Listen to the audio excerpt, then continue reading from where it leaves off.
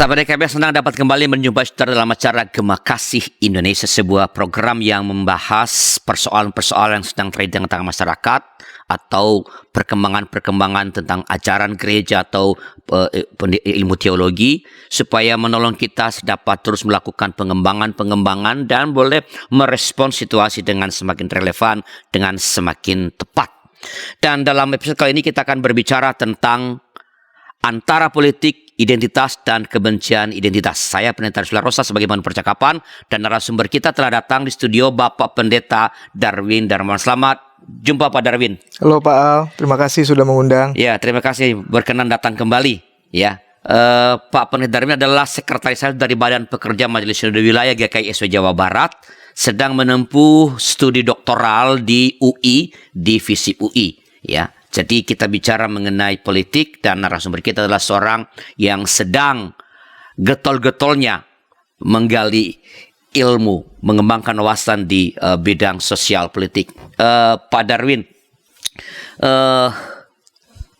kita sering mendengarkan ini Pak, politik identitas. Ya, populer di negara kita sejak Pilkada DKI Jakarta, sangat populer. Tapi apa sih yang dimaksudkan dengan politik identitas, Pak?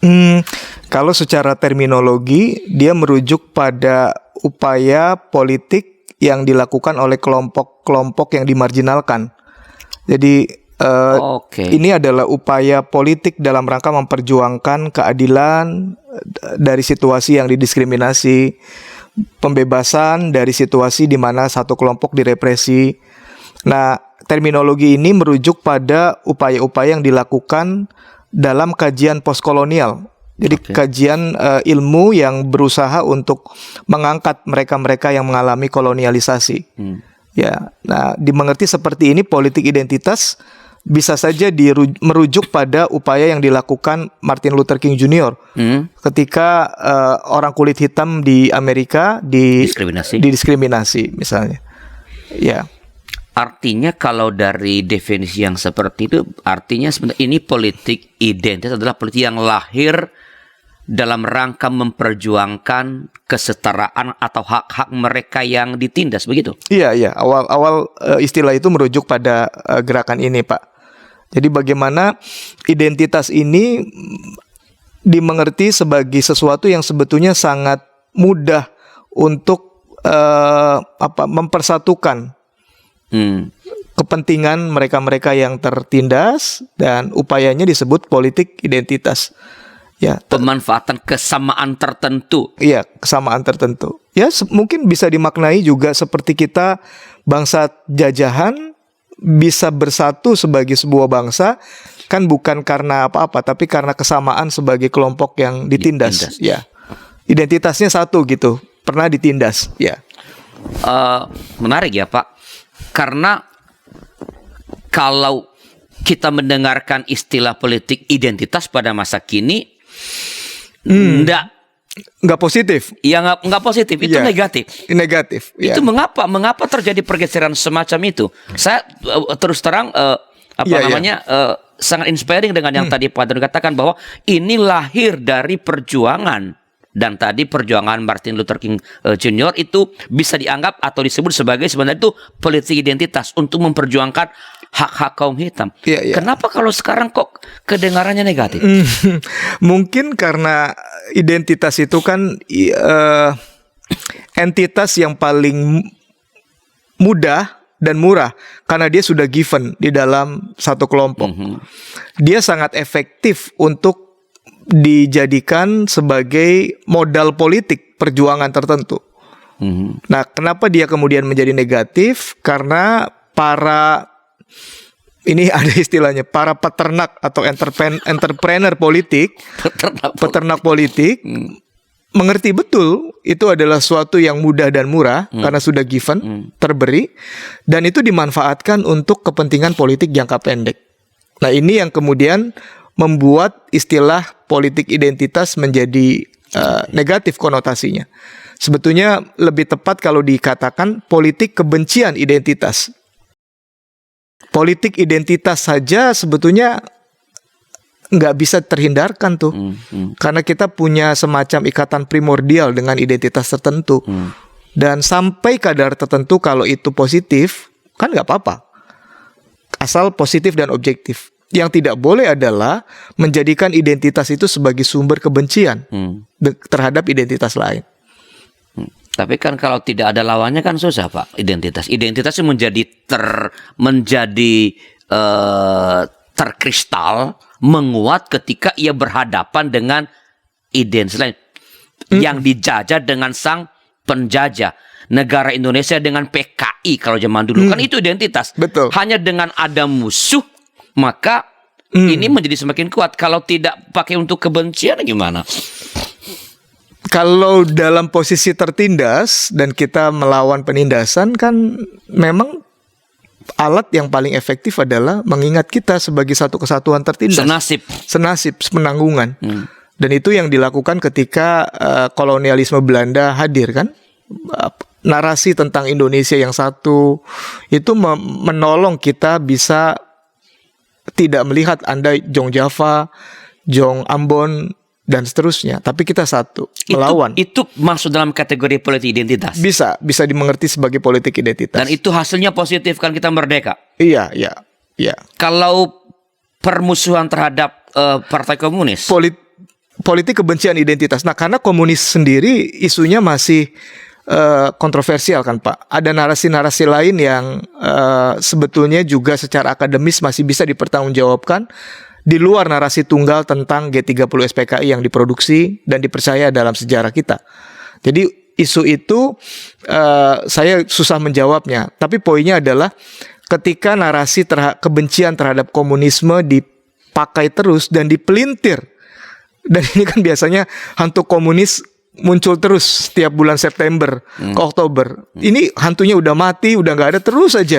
Ini kan nggak relevan. Itu politik kebencian identitas terhadap komunisme yang sebetulnya sudah nggak relevan. Wong di negara komunis sendiri sekarang nggak terlalu hidupi gitu loh Pak. Ini yang salah menurut saya. Bahwa politik identitas itu kalau ia bertujuan dalam rangka memperjuangkan hak yang memang semestinya didapat. Iya. Seperti tadi Martin Luther King Jr. atau perjuangan kemerdekaan kita begitu. Iya. Tapi kalau seperti pemanfaatan identitas dalam kaitan dengan penghancuran orang lain kayak tadi terhadap PKI, itu namanya kebencian. Politik kebencian identitas, ya.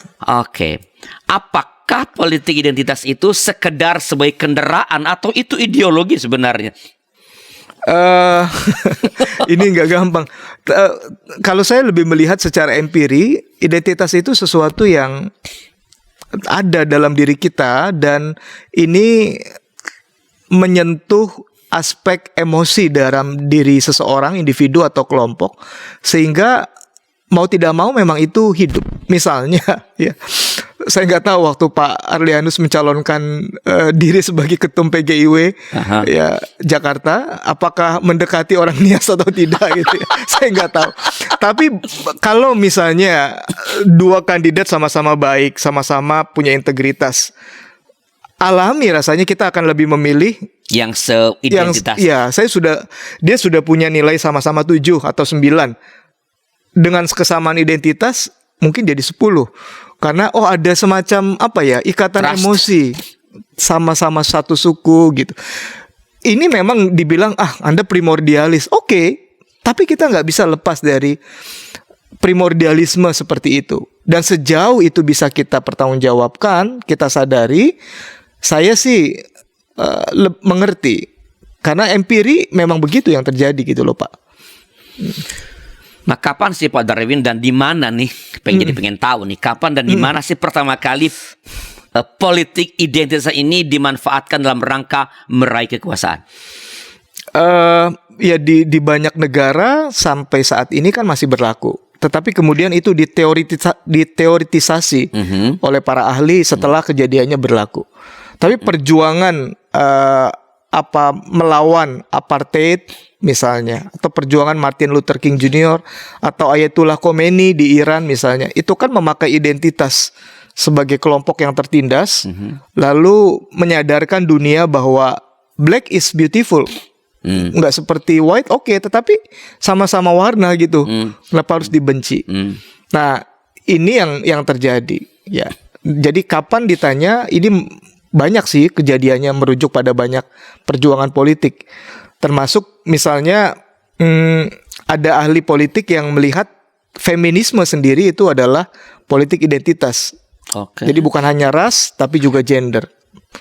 Ya, identitas kita sebagai perempuan yang ditindas mestinya nggak boleh terjadi. Ayo kita berjuang. Nah, itu melahirkan gerakan feminisme misalnya. Dan itu dianggap sah, dianggap positif kalau itu disebut sebagai politik identitas. Gerakan feminisme itu kan dipandang positif dalam rangka kesetaraan tadi kan? Iya, iya. Nah, saya mau kembali kepada pertanyaan saya sebelumnya tentang ini Pak. Apakah politik itu identitas atau sekedar kendaraan atau sebuah ideologi? Kalau bertolak dari dua contoh yang tadi Pak Darwin sebut, apa tadi perjuangan Martin Luther King Jr. sama Khomeini. Kalau kendaraan kan Pak, kalau saya sampai tujuan kan kendaraan saya tinggal dong. Saya, Iya. Nah ini dalam dua case ini politik identitas itu jadi sekadar kendaraan atau sebenarnya itu ideologi yang akhirnya dipakai terus-menerus untuk mempertahankan kekuasaan itu. Nah kalau itu sebagai instrumen baik ya Pak, instrumen untuk keadilan, perdamaian itu baik. Nah kalau itu jadi ideologi, identitas bisa juga baik karena penindasan itu kan selalu terjadi. Misalnya nih, saya orang Tionghoa, saya memperjuangkan kesetaraan sebagai warga negara. Setelah selesai, sudah tidak ada diskriminasi terhadap orang Tionghoa, saya tetap harus berjuang untuk keadilan untuk kelompok lain kan misalnya. Tapi kan bukan dalam memperjuangkan Tionghoanya. Iya, Berarti kan itu kendaraan Pak. Oh itu kendaraan. Tujuan sudah tercapai, ini saya tidak pakai lagi untuk karena saya sudah selesai sudah sampai. Iya, sekarang ini secara politik kebangsaan. Nah, Ya. kalau dalam dua case tadi misalnya sebutlah Khomeini sama Martin Luther King Jr. itu atau dalam banyak case lah, ini lebih banyak jadi kendaraan semata Iya. atau jadi ideologi, jadi dipakai ini menekan orang, memakai ini untuk menekan orang untuk menghajar lawan politik begitu. Kan itu berarti jadi ideologi. Iya, itu kan sama kayak misalnya asing-aseng yang diviralkan ketika Pilgub Jakarta yang lalu. Apa benar semua asing itu jahat? Apa benar kita sedang ditindas oleh asing? Itu kan sebetulnya enggak. Tapi itu diproduksi sedemikian rupa oleh para peternak politik dan ada ahlinya, ada konsultannya. Karena tahu isu ini adalah isu yang paling murah dan mudah dalam rangka mencapai kepentingan politik tertentu, kepentingan kekuasaan sesaat. Nah jadi kalau dimengerti seperti itu menurut Pak Al sebagai ideologi ya bisa saja. Tapi kalau itu dimengerti sebagai ideologi yang baik, bahwa saya mau memakai identitas kelompok tertentu untuk memperjuangkan perdamaian, kan baik. Misalnya Papua, ya masyarakatnya yang masih tertindas, masyarakatnya yang mengalami ketidakadilan dalam hal tertentu, kan baik kita suarakan. Ini loh, sebagai masyarakat Papua yang menjadi bagian dari Indonesia, mestinya kita diperhatikan, mestinya diperlakukan dengan adil, mestinya pendekatan solusinya tidak boleh militeristik, misalnya, kan baik-baik saja. Jadi artinya politik identitas sebenarnya ada sekali kembali dalam rangka memperjuangkan kesetaraan, dalam rangka memberi atau meraih kepada seseorang atau sekelompok orang hak-hak yang semestinya ia miliki gitu. Betul Pak. Nah, apakah dampak politik identitas bagi kehidupan publik dan masyarakat dan perkembangan sebuah negara setelah informasi berikut ini?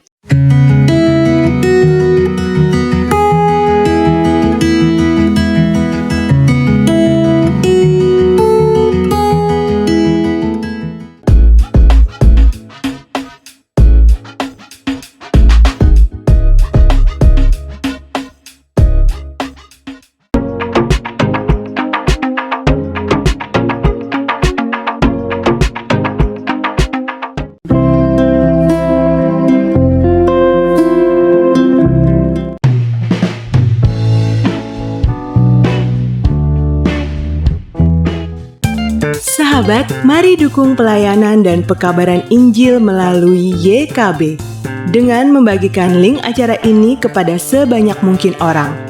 Dukungan juga dapat saudara lakukan dengan mentransfer dukungan finansial ke rekening BCA ke nomor 450 305 2990 450 305 2990 atas nama Yayasan Komunikasi Bersama.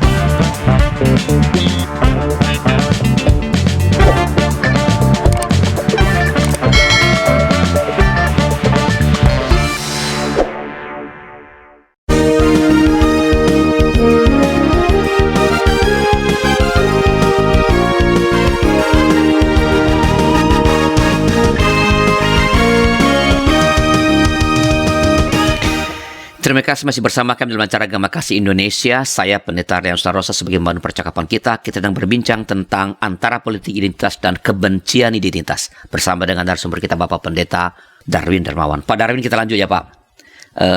Saya ulang pertanyaan saya di segmen pertama tadi. Apa sih dampak politik identitas bagi kehidupan publik atau masyarakat dan bagi perkembangan sebuah negara?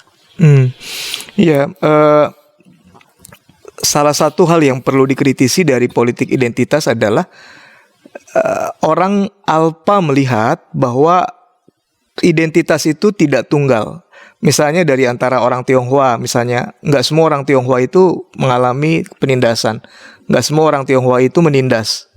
Jadi dia membuat orang lupa terhadap kepelbagaian intra-identitas. Nah, ketika ini dimutlakan, maka orang tidak lagi secara objektif melihat realita. Dan ketika itu dipakai sebagai ideologi yang berlaku seterusnya, ya kalau fokus kita saja sudah salah melihat sebuah realita, pasti tidak baik. Artinya dia akan jatuh pada manipulasi identitas. Nah, sesuatu yang dibangun di atas manipulasi atau nanti ujungnya adalah kebencian pasti tidak baik. Misalnya identitas kolektif Pancasila tadi waktu kita ngobrol itu kan dipakai sebagai alat pemukul untuk mereka yang berbeda, lalu dengan mudah ditafsirkan sebagai kelompok anti Pancasila. Nah, ini kan manipulatif dan sangat-sangat tidak baik. Nah, apakah bangsa kita maju dengan cara seperti itu? Kita kan tahu enggak. Itu dibangun di atas kesemuan, manipulasi, kebohongan, dan ya kita menuai hasilnya gitu.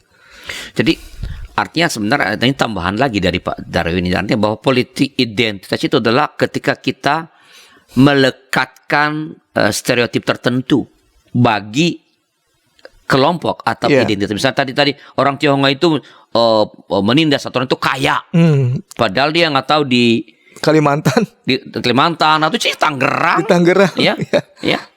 Nah, artinya ketika kita menghilangkan kemajemukan dalam kelompok-kelompok tertentu bahwa seperti hanya ada satu identitas. Iya. Itu berbahaya. Jadi juga. Kalau ini yang dikembangkan tadi Pak Darwin agak sukar kita melihat perkembangan karena semua dibangun di atas manipulasi. Betul Pak, betul. Iya. Atau ketika orang dengan mudah termakan politik kebencian identitas, mentang-mentang satu suku dipilih, kapabilitasnya nggak baik ya nggak apa-apa. Ya silakan, nanti Anda memilih pemimpin yang cuma sesuku tetapi nggak bisa ngapa-ngapain. Gitu. Atau mentang-mentang dia asing, karena ada pemikiran asing itu jahat, menindas, ya macam-macam. Nggak usah dipilih. Padahal sebetulnya asing ini yang ditunjuk Tuhan atau bukan ditunjuk Tuhan ya, yang sebetulnya diharapkan bisa memimpin gitu. Kan rugi sendiri satu kelompok. Iya. Nah, kalau gitu supaya saya ingin penegasan dari gini. Tadi kan Pak Dori mengatakan kalau ada dua kandidat sebelumnya kepala daerah atau presiden, dua-duanya sama bagusnya nih dari track recordnya, tapi ini adalah kelompokku. Boleh dong saya memilih yang ini karena sama-sama baik. Itu masih oke. Nah, kalau begitu, kalau dalam case bedanya antara politik identitas dengan kebencian identitas itu apa, Pak? Bedanya yaitu identitas itu dipakai untuk membohongi, membenci, memanipulasi. Ya, misalnya politik identitas itu begini. Sampai sekarang dan banyak orang masih percaya ini akan berlangsung cukup lama. Presiden itu selalu jawab, Pak. Oke. Iya. Ya. Kandidat lain di luar orang Jawa agak susah menang di Indonesia. Ya karena penduduk Jawa paling banyak. Artinya primordialisme itu masih ada gitu ya. Bahkan ketika orang Jawa sebagian besar berpendidikan tinggi. Iya iya. Kan paling maju kan Jawa dong. Itu mau bilang apa? Nggak bisa nggak. Tapi apakah itu namanya politik identitas? Iya, identitas itu bukan dipakai entah sengaja atau tidak sengaja untuk kalah politik. Nah, politik ini kan kita nggak boleh maknai negatif. Dia upaya untuk membangun kesejahteraan polis atau kota. Ya, identitas untuk membangun kan fine-fine aja sebetulnya. Tapi itu kan politik identitas yang tadi disoke. Tapi kalau kebencian identitas. Politik kebencian identitas, nah ini yang tidak boleh dan ini yang berbahaya. Ini seperti apa? Ya, kalau dalam kasus Pilgub yang lalu misalnya, ya ini ada bahaya asing, ada bahaya asing. Ini nanti akan dijual negeri kita, wilayah kita kepada asing. Ini kan, apa iya asing itu nggak punya nasionalisme misalnya Pak? Apa iya asing itu semua korup atau jahat kepada masyarakat? Dan sebaliknya, apa memang yang bukan asing itu selalu baik, selalu benar? Kan enggak. Apakah memang ada penindasan yang real terhadap kelompok pribumi saat ini? Kan nggak selalu. Tetapi ketika itu digeneralisir, dimutlakan dan dipakai untuk kepentingan jangka pendek meraih kekuasaan, ini berbahaya. Jadi kebencian itu ketika memanfaatkan identitas itu dalam rangka menghancurkan identitas yang berbeda. Oke. Padahal identitas sendiri internal saja sudah berbeda. Ya tadi Pak Daryu udah tadi. Jadi yang terjadi misalnya sekedar kita flashback. Yang terjadi pada Pilkada DKI Jakarta yang lalu itu namanya itu politik kebencian identitas. Iya, ya, politik kebencian identitas. Dan itu kelihatannya bukan cuma kendaraan atau hanya kendaraan setelah kalau Pak Daryu evaluasi lah. Setelah itu diraih kemenangan, apakah identitas yang dijual belikan dimanipulasi sebenarnya pada waktu proses meraih kekuasaan itu tetap terpertahankan nggak sampai sekarang dalam? Iya, yang faktanya kan enggak.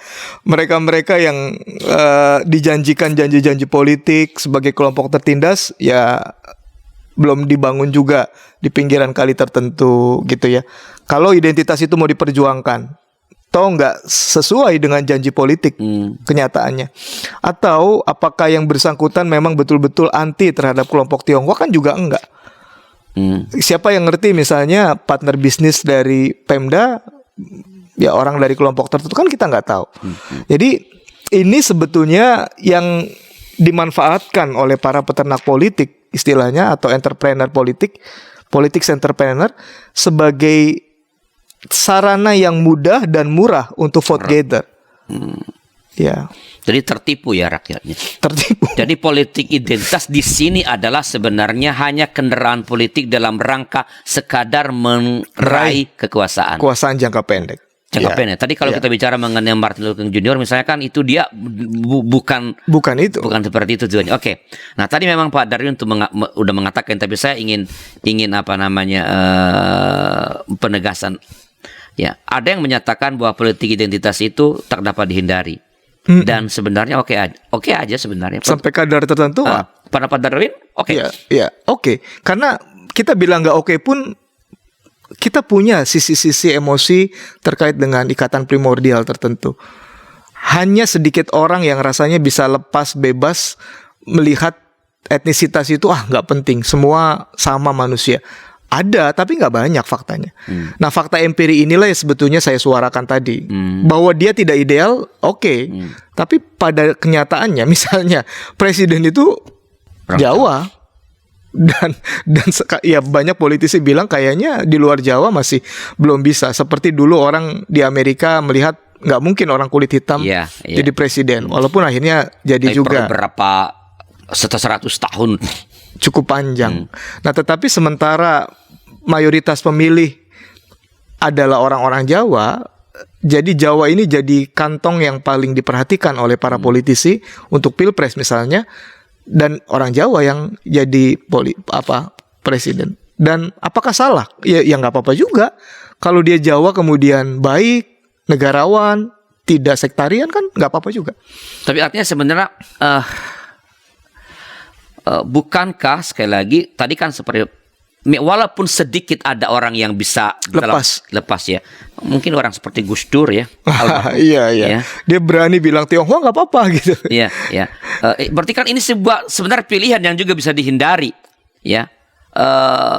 Kalau contoh yang lain tadi saya teringat misalnya Mandela, korban dari politik apartheid kan, tapi kan dia tidak memanfaatkan identitas itu ketika ya sudah berkuasa kan, dia mendapatkan kekuasaan tapi justru ia melawan apa yang diperlakukan padanya dahulu begitu, menghilangkan itu. Jadi bisa dihindari dong. Iya, bisa dan itu memang yang disampaikan dalam kajian postkolonial. Seringkali orang yang tertindas atau mengalami diskriminasi biasanya ketika sudah tidak tertindas dan didiskriminasi punya kecenderungan menindas dan mendiskriminasi.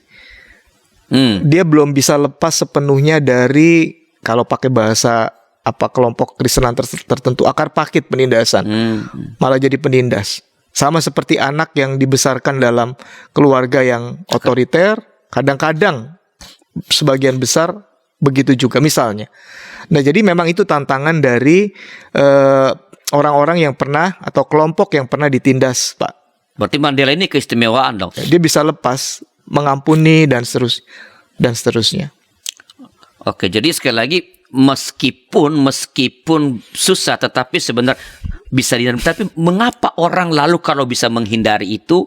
Karena bagaimana sisi kemungkinan lebih jatuh pada sisi negatif kan lebih besar kalau memakai politik identitas daripada memakai politik kebangsaan, misalnya pakai istilah itulah. Kenapa orang lalu cenderung memanfaatkan ini, memakai politik identitas? Karena ini karena ini paling murah. Iya, murah karena ini menyangkut memori kolektif yang dihidupi individu dalam kelompoknya kan, Pak. Ya, misalnya ada generasi tertentu dari orang Tionghoa yang lebih percaya sama orang Tionghoa atau ke keluarganya, bisnis lebih baik sama keluarga kita. Ini kan nggak selalu tepat, nggak selalu objektif. Tapi ini diputuskan berdasarkan memori kolektif, pengalaman yang akhirnya mungkin nggak rasional, tapi oke lah begini. Atau cincailah sama satu kelompok kita, cincai aja. Kalau yang lain nggak usah cincai gitu ya. Ini nggak make sense, tapi itu adalah bagian dari memori kolektif yang menyentuh aspek yang irasional. Jadi pemanfaatan identitas dalam politik itu artinya itu naluri kemanusiaan begitu? Iya, ya bisa dibilang itu yang secara empiri hidup secara politik. Misalnya, ya waktu di Amerika yang jadi presiden orang kulit hitam itu juga kan dimainkan isu itu. Dan pemilihnya siapa? Yang mayoritas juga pasti banyak orang kulit hitam. Ya, jadi memang nggak ideal ya, tetapi itulah yang empiri berlaku. Sejauh ia sebenarnya berhenti pada kendaraan tidak saja, no problem. Tapi kalau manfaat untuk menghajar orang lain, tidak boleh. Oke, apa yang perlu kita lakukan supaya kebencian identitas, bukan politik tadi ya, supaya kebencian identitas itu tidak menguasai pergulatan politik? Setelah informasi berikut ini.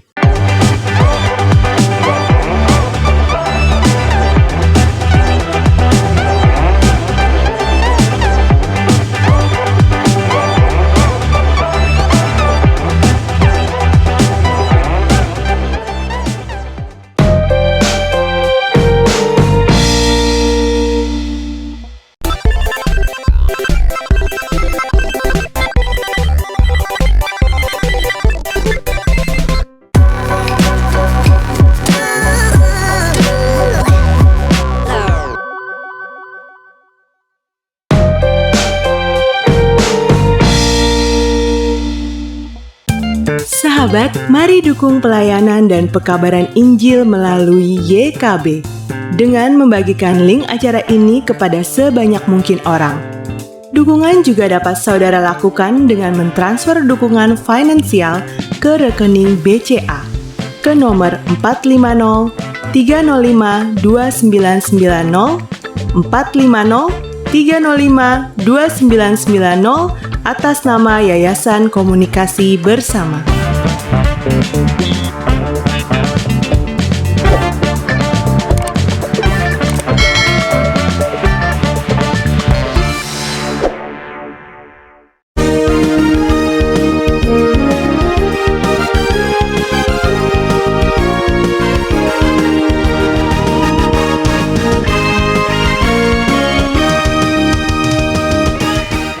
Terima kasih masih bersama kami dalam acara Gema Kasih Indonesia. Ini adalah segmen yang terakhir. Kita sedang berbincang tentang antara politik identitas dan kebencian identitas. Saya Pendeta Arlian Suarosa, pemandu percakapan kita, dan narasumber kita Bapak Pendeta Darwin Darmawan. Pak Darwin, ini yang segmen terakhir seperti biasa. Kita ingin membahas apa yang bisa kita lakukan nih Pak. Jadi seperti saya tadi di segmen yang terakhir tadi saya bertanya gini, apa yang perlu dilakukan atau kita lakukan agar kebencian identitas ini tidak menguasai kehidupan politik kita? Iya, pertama kita perlu memperbanyak ruang perjumpaan dengan mereka yang punya identitas lain dengan kelompok kita. Nah, kenapa? Karena biasanya kebencian identitas atau politik kebencian identitas itu efektif untuk orang-orang yang dimakan stereotyping. Orang ini begitu, orang kita begini gitu ya. Nah, stereotyping ini tidak mungkin bisa terkikis kalau orang tidak melihat secara langsung bahwa enggak loh. Ada orang Tionghoa yang ternyata enggak kaya, ada orang Tionghoa yang solider dan seterusnya. Nah, jadi kita perlu memperbanyak ruang perjumpaan agar tidak mudah dimanipulasi oleh politik kebencian identitas. Dan ruang-ruang perjumpaan inilah yang saat ini semakin berkurang, baik di dunia maya maupun di dalam kehidupan sehari-hari. Misalnya, sebagai masyarakat Indonesia yang harusnya bisa berelasi dengan kelompok yang berbeda, sekarang tuh sudah ada kos-kosan khusus agama tertentu, hanya menerima kelompok tertentu. Ada perumahan Kristen, ada perumahan Muslim, ada sekolah Kristen, ada sekolah Muslim. Nah, ini yang akan memperuncing perbedaan identitas dan memperkuat stereotyping identitas terhadap identitas tertentu. Karena itu, memang ini yang harus secara serius kita lakukan sebagai bangsa ya, kalau bicara besarnya Pak. Tapi sebagai pribadi ya bergaullah dengan tetangga kita yang berbeda, dan seterusnya dan seterusnya. Nah, ini kan saya minta Pak Darwin kalau ada pengalaman. Jadi gini, kan saya menduga ya, ya misalnya dulu ketika masih dalam tanda kutip masih aktif di jemaat begitu, ketika membawa atau 1-2 anak muda berjumpa, atau bukan anak muda malah, misalnya dulu saya bawa 2 orang aktivis, 1 orang penatua, kita bikin acara di rumah Gus Dur. Saya ajak dia main musik. Lalu dia mendengarkan orang ngomong, lalu ada yang ngaji. Dia pulang dan bilang, saya merasa ada pengalaman tertentu. Jadi ada kerinduan untuk berjumpa, tetapi untuk memulai perjumpaan itu tidak selalu mudah. Betul Pak, betul. Nah, ini dari pengalaman Pak Darwin, bagaimana apa yang kita diperlakukan agar ruang-ruang perjumpaan ini boleh semakin tercipta dengan semakin banyak. Kalau misalnya di Bandung tuh ada Jakarta Rup. Ada di Surabaya, di Bogor adakah yang semacam itu? Bogor ada. Ya. Atau ada Gus Durian di beberapa di Jakarta ini saya belum tahu komunitas semacam ini. Apa sih, bagaimana cara untuk mencipta ruang-ruang perjumpaan ini, Pak? Ya, memang harus dipaksa, Pak. Karena ini kan memaksa kita keluar dari comfort zone untuk hanya mau bergaul dengan kelompok-kelompok yang sudah kita kenal, kelompok-kelompok yang sudah membuat kita nyaman. Karena ini berlawanan dengan naluri kita, maka memang harus dipaksa, nggak ada cara lain. Nah, setelah dipaksa, kita mengenal, baru kita cinta. Kan ada pepatahnya tuh, dan saya salut sama pepatah-pepatah orang tua. Tak kenal maka tak sayang. Itu selalu benar gitu ya. Dan ini yang sekarang jarang. Kita semakin hidup dalam segregasi, hidup dalam pengelompokan yang homogen, dan seterusnya dan seterusnya. Kalau mau memulai misalnya ruang perjumpaan ini, apakah ada semacam langkah-langkah yang bisa dilakukan supaya kalau mau mencipta ruang ini mulailah dengan ini atau mencari ini atau apalah? Ya bisa, misalnya kami pernah bikin tamasya rumah ibadah. Oke. Kalau langsung mengunjungi masjid buat orang Kristen rasanya, aduh, saya ditolak nanti nggak boleh. Atau orang Islam masuk gereja takut ntar murtad gitu macam-macam. Tapi kalau tamasya kan kayaknya seneng gitu. Tamasya ngelihat masuk, ngobrol, nah itu benar-benar membekas dan menolong orang melihat, oh enggak ya. Tamasya tempat ibadah. Kami lagi mau mengupayakan anak-anak sekolah nih, tamasya rumah ibadah. Ya kita mau mulai mungkin di Penabur dengan madrasah atau dari kelompok Buddha. Mungkin bareng-bareng 25 anak mengunjungi rumah-rumah ibadah yang lain atau yang pemudanya. Ini kan menolong orang untuk terbuka melihat, oh enggak loh. Dan ini yang sangat minim di tengah-tengah bangsa kita karena ya pola kebijakan pemerintah yang sangat segregatif. Sekarang kita menuai hasilnya dari pemerintahan Orde Baru yang memang kalau dilihat di permukaan kayaknya nggak ada banyak konflik antar agama. Dulu nggak banyak. Tapi apakah itu memang mencerminkan sesuatu yang sebenarnya? Kan enggak. Beberapa orang melihat bahwa pemerintahan Soeharto itu seperti membuat masyarakat Indonesia hidup di kebun binatang, sehingga tidak pernah berantem atau memakan rusa. Kenapa? Karena kandangnya dipisah. Bicara sara nggak boleh, dan seakan-akan damai, tapi enggak. Dan pasca reformasi, ruang-ruang ini kan nggak pernah secara sengaja dibangun. Kita tidak pernah melakukan istilahnya social engineering atau rekayasa sosial untuk memperbanyak ruang-ruang perjumpaan. Nggak banyak.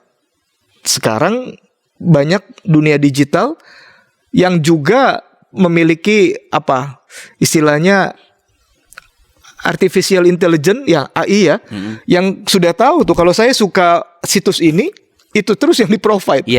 Kelompok itu terus yang akan muncul.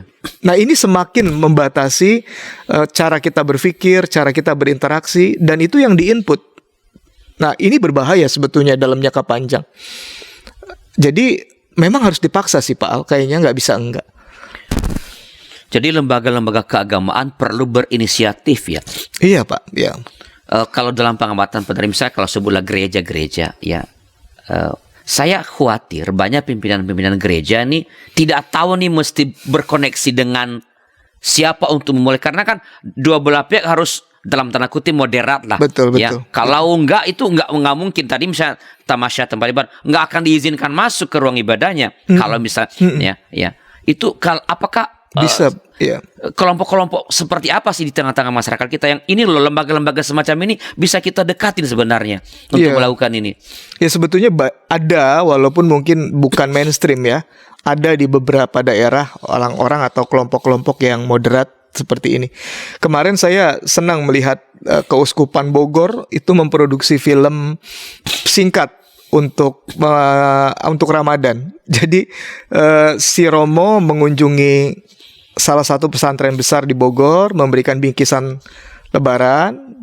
Lalu si ustadznya, dia menantu dari Ketua MUI Kota Bogor, memberikan buku judulnya Anak Muslim, dan isi buku ini menceritakan Muslim itu rahmatan lil alamin, nggak kejam dan lalu bertukar. Waktu si Romo mau pulang, ada umatnya pemudi di pesantren itu, loh kamu ngapain? Aku nganterin si A, dia nggak mudik ikut pengajian atau apa di pesantren ini. Oh gitu. Boleh nggak aku merayakan Idul Fitri sama dia? Dia nggak mudik, kasihan nih Romo. Romonya ngejelasin. Lalu akhirnya dia dibawa ke keluarganya, atau dia anak kos di keluarga Katolik, dan dirayakan Idul Fitri, makan bareng, lalu video call sama orang tuanya. Itu dirayakan di rumah orang Katolik. Makan Idul Fitri, lalu di video call, Bu, aku baik-baik aja. Di sini ada ibu kos yang memperhatikan. Wah, ini keren juga idenya gitu. Beautiful. Ya, dan cukup banyak yang melihat. Nah, ada sebetulnya. Dan hal-hal seperti ini yang mestinya kita bisa upayakan. Mungkin YKB bisa bikin film-film pendek seperti ini dan ini menolong kita mengisi ruang media sosial yang minim dengan narasi-narasi seperti ini agar ya upaya ke sana itu kelihatan gitu, Pak. Jadi ya itu kan adalah kalau mengisi ruang-ruang virtual ya. Kalau dalam perjumpaan langsung, kalau tadi Pak Darwin misalnya tadi merencanakan Tamasya Rumah Ibadah. Itu dengan lembaga apa Pak Darwin bekerja sama? Ya teman-teman di Bogor yang tergabung dengan Badan Sosial Lintas Agama namanya. Ada semacam badan Sosial di Kota Lintas Bogor. Agama, ya. Ya teman-teman. Itu semua agama ada di dalamnya. Semua agama ada di dalamnya. Ya, termasuk Ahmadiyah, ya. Ya. Jadi artinya kalau misalnya gereja-gereja yang mendengarkan acara kita ini mau belajar, bisa belajar ke apa tadi? Badan Sosial Lintas Agama. Sosial Lintas Agama itu untuk membangun sebuah wadah yang bisa memfasilitasi. Sekali lagi menurut saya, paling tidak dalam di kehidupan orang-orang Kristen ada cukup banyak orang Kristen misalnya, yang ingin berjumpa, ya. Betul. Ya, apalagi tadi kan, nah kalau gini Pak Darwin, kalau tadi kan Pak Darwin sebut penabur ya, apakah ini menjadi semacam bukan hanya penabur, sekolah-sekolah Kristen lah, sekolah-sekolah yang beridentitas itu tadi? Iya, iya.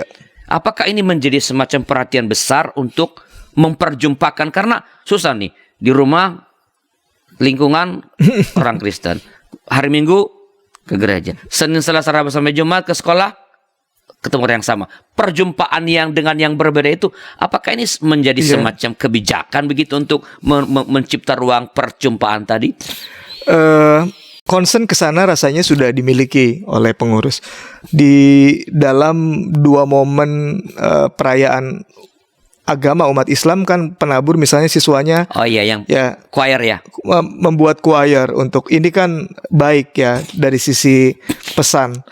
Itu ditaruh misalnya di channel NU channel, bagus sekali kan. Siswa Kristen mengucapkan Lebaran, Idul Fitri lewat lagu, ini bagus. Jadi concern ke sana sudah ada. Tapi memang tantangannya juga tidak mudah. Ya misalnya pernah ada satu gereja membawa anak-anak mudanya ke pesantren di Bogor. Orang tua nggak ngizinin. Wah, ngapain? Ntar kalau naksir sama pemudanya bagaimana? Siapa kekhawatiran yang wajar sebenarnya, yang umum lah, bukan wajar. Wajar sih, ya, cuma nanti dia apa-apain anak saya gitu. Anak-anaknya gimana? Ya sama, takut. Tapi begitu sudah main 1 jam 2 jam nggak mau pulang. Ya. Sama kayak kemarin ada gereja GKI yang kateksasinya mengunjungi pesantren, mengunjungi wihara. Kita fasilitasi di Bogor dan senang sekali. Dan ini bukanlah upaya kita menegasikan kebenaran berita Injil. Enggak sama sekali. Gimana mau memberitakan Injil kalau kenal aja? Enggak. Kasarnya gitu ya. Tapi juga relasi ini bukan relasi yang dibangun atas niat terselubung untuk kristenisasi. Bukan juga. Bagaimana supaya kita mengenal tetangga kita, mengasihi mereka yang berbeda. Ini kan sangat alkitabiah. Jadi yang ngisi tentang Islam itu satu anak kiai besar di Bogor. Dan sampai sekarang masih berhubungan mereka gitu ya. Ini kan positif Pak ya. Oke, ini percakapan saya menarik ya dari tadi politik identitas untuk supaya kebencian identitas tidak menguasai kehidupan politik, mencipta ruang perjumpaan, dan itu perlu usaha keras tadi kata Pak Darwin, karena memang ini tidak mudah ya. Ada semacam ketakutan tertentu juga bagi umat ke semua pihak yang untuk mengalami perjumpaan. Baik Pak Darwin, tapi sekali lagi waktu membatasi kita. Sebelum kita mengakhiri acara ini, apakah ada semacam pesan pastoral kepada pemirsa kita berkaitan dengan pokok percakapan kita pada episode kali ini? Silakan Pak Darwin. Saudara-saudara pemirsa GKI, Kristus pernah hadir dan dia tidak pernah membeda-bedakan orang. Itu sebabnya dalam salah satu kitab suci dikatakan dalam Kristus tidak ada orang Yahudi, tidak ada orang Yunani. Semua orang sama sebagai anak-anak Allah yang perlu dikasihi, apapun latar belakang identitasnya. Kita nggak bisa sepenuhnya menghindar dari primordialisme. Tapi jangan sampai primordialisme itu membatasi kita untuk berelasi dan menyatakan kasih Kristiani kepada sebanyak mungkin orang. Baik, terima kasih Pak Darwin atas kesediaannya untuk menjadi narasumber dan memberikan pencerahan-pencerahan kepada kita pada episode kali ini. Sukses studinya supaya segera jadi doktor ini. Amin, amin. Dan Makasih, sahabat Pak. DKB, Makasih. terima kasih telah bersama dengan kami. Berharap percakapan ini menginspirasi kita agar menciptakan ruang-ruang perjumpaan dengan teman-teman sahabat-sahabat yang berbeda supaya kebencian identitas tidak menguasai kehidupan kita sehari-hari, kehidupan politik kita. Terima kasih, dan bila ada masukan-masukan silakan kirimkan kepada kami di nomor 0812-8188-9191. Terima kasih sekali lagi, sampai jumpa dan Tuhan memberkati.